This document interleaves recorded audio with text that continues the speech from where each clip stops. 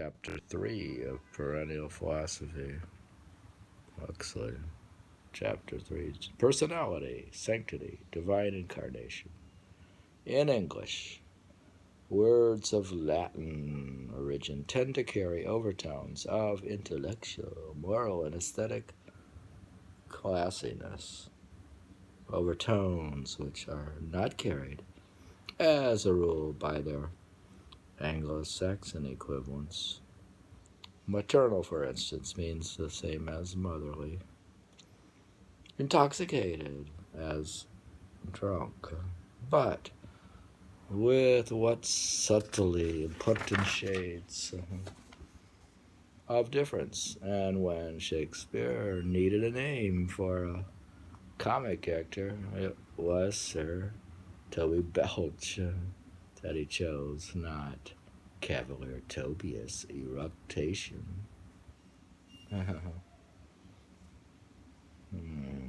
Interesting. The word personality is derived from the Latin, and its upper partials are in the highest degree respectable.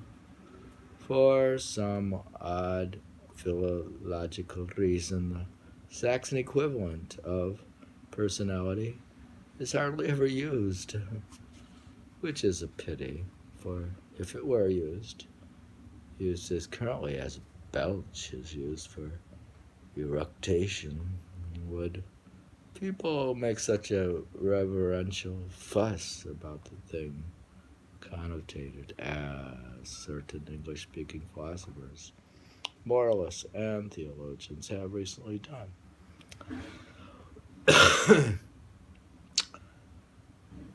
Personality, we are constantly being assured, is the highest form of reality with which we are acquainted. But surely people would think twice about making or accepting this affirmation, if indeed of personality. The word employed has been its Teutonic synonym,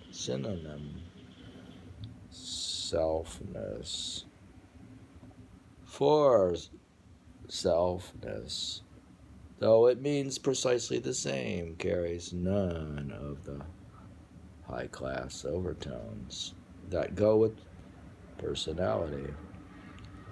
On the contrary, its primary meaning comes to us embedded, as it were, in discords, like the note of a cracked bell. For as all exponents of the perennial philosophy have constantly insisted, man's obsessive consciousness of and insistence on being a separate self is the final, most formidable obstacle to the unitive knowledge of God. Separate self. To be a self is, for them, the original sin. And to die to self in feeling, will, and intellect is the final and all-exclusive virtue. It is the memory of these utterances that call up the unfavorable overtones with which the word selfness, selfishness, selfness is associated. The all too familiar overtones of personality are evoked in part by its intrinsically solemn Latinity, but also by reminiscences of what has been said about the, quote, persons of the Trinity. But the persons of the Trinity have nothing in common with the flesh and blood persons of our everyday acquaintance. Nothing, that is to say, except the indwelling spirit with which we ought and are intended to identify ourselves, but which most of us prefer to ignore in favor of our separate selfness. That this God-eclipsing and anti-spiritual selfness should have been given the same name as is applied to the God who is spirit, is, to say the least of it, unfortunate. Like all such mistakes, it is probably in some obscure and a subconscious way voluntary and purposeful. We love our selfness. In the age of the individuality,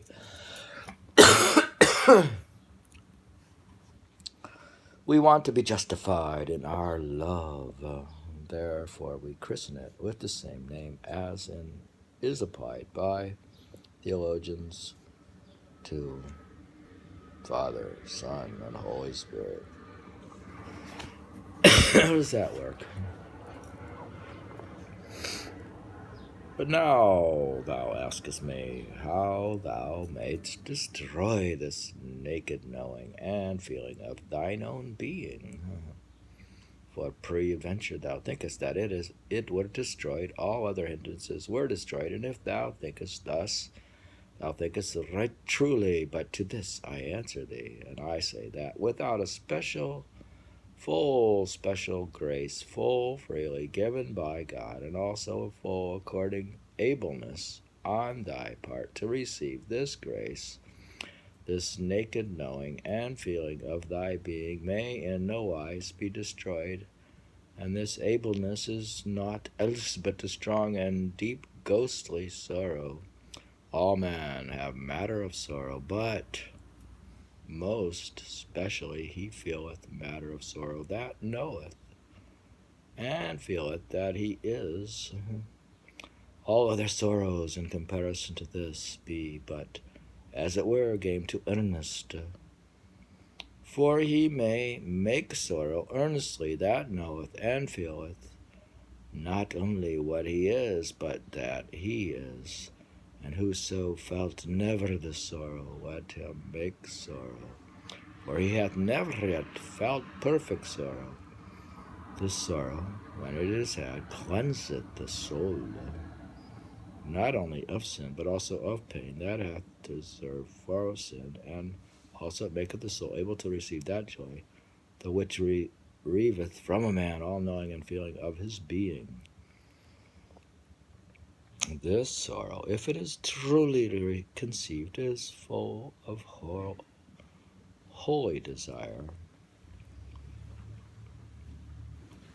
and else a man might never in this life abide it or bear it. For were it not that a soul were somewhat fed with a manner of comfort by his right working, he should not be able to bear that pain that hath by the knowing and feeling of his being.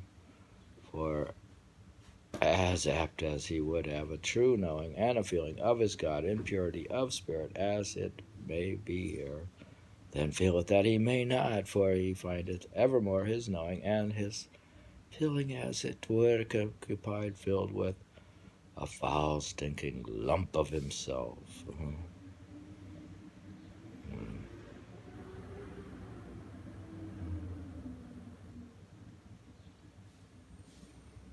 The which must always be hated and despised and forsaken, for he shall be God's perfect disciple, taught by himself in the mount of perfection. It's funny that word perfection is misspelled. It's a typo. The perfect book. His perfect book is not perfect. So apt he goeth, nigh mad for sorrow. Actually, what is this thing with the cloud of unknowing? I don't know where that started.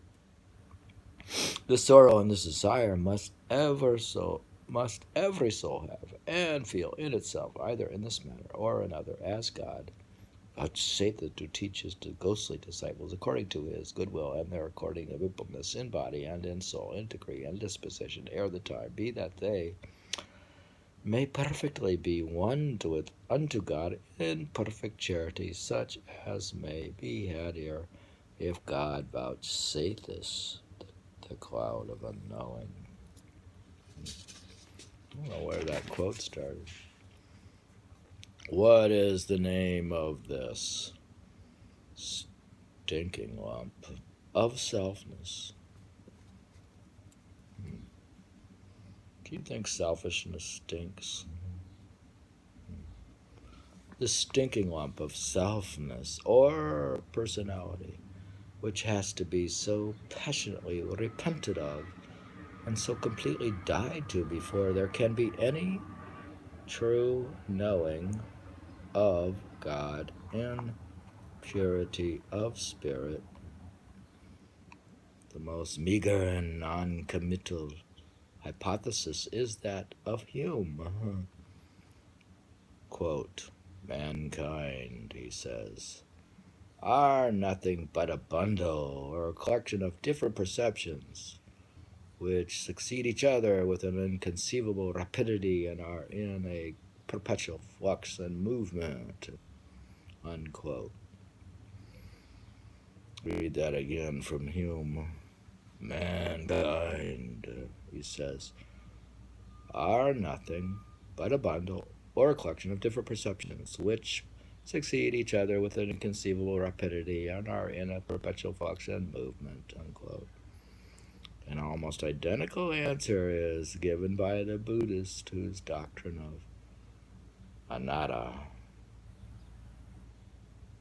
is the denial of any permanent soul existing behind the flux of experience and the various psychophysical skandhas, closely corresponds to Hume's bundles, which constitute the most enduring elements of personality. Hume and Buddhists give a sufficiently realistic description of selfness in action, but they fail to explain how or why the bundles ever became bundles.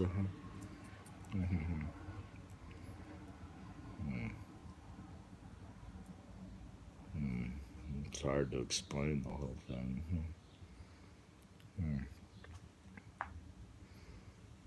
We'll stop there with no explanation. David Hume and the Buddhist are working on the stinking lump of selfishness. If you could, in this not so perfect book, Perfectionness, the stinking lump of imperfection. We read about selfness versus personality in chapter 3 of the Perennial Philosophy of Aldous Huxley, the author of Brave New World, written about, published, I guess, 1945.